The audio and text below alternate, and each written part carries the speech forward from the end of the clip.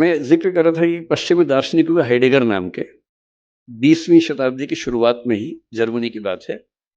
जब जर्मनी विश्व युद्धों की दुनिया में आ गया था, उस समय की बात है।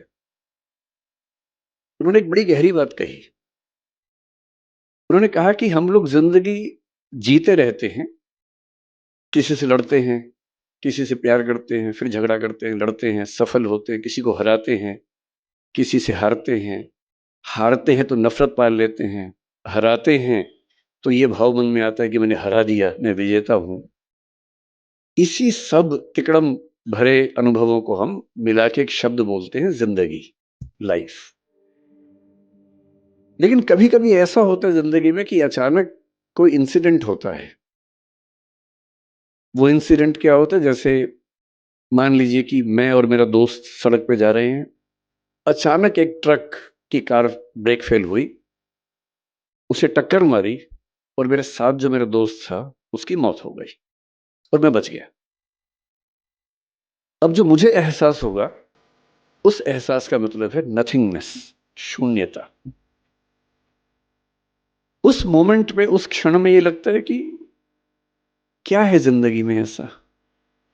और मैं जो इकट्ठा करने में लगा हूँ, मैं जो ताकत के पीछे भाग रहा हूँ, मैं जिस 8 साल बाद की प्रमोशन के लिए अभी से रात-दिन जुटा हुआ हूँ, ये सब तो 1 सेकंड का खत्म होने वाला खेल है।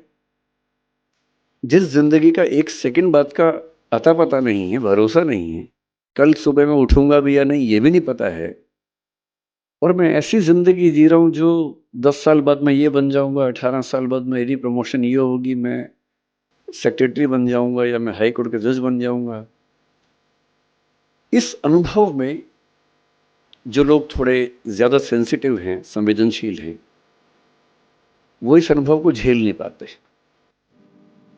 और उनके लिए इसी बिंदु पर टर्निंग पॉइंट आता है और वो जीवन का रास्ता मोड़ लेते हैं कि जब जीवन में कुछ भरोसा नहीं तो मैं इन निरर्थक चीज़ों के पीछे क्यों भागता रहूं?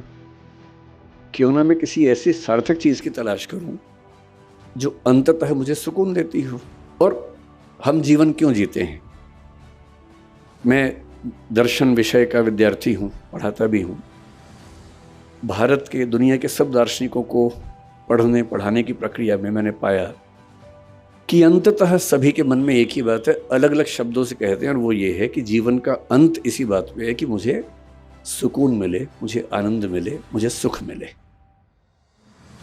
और सारे भौतिक सुखों के बाद देश की राजधानी की सारी ताकत को देखने समझने के बाद अगर उससे ज़्यादा सुकून बारडोली के आश्रम में है, तो इसका मतलब है कि जीवन का सही अर्थ तो यहाँ आके खुलेगा, वहाँ तो नहीं खुलेगा।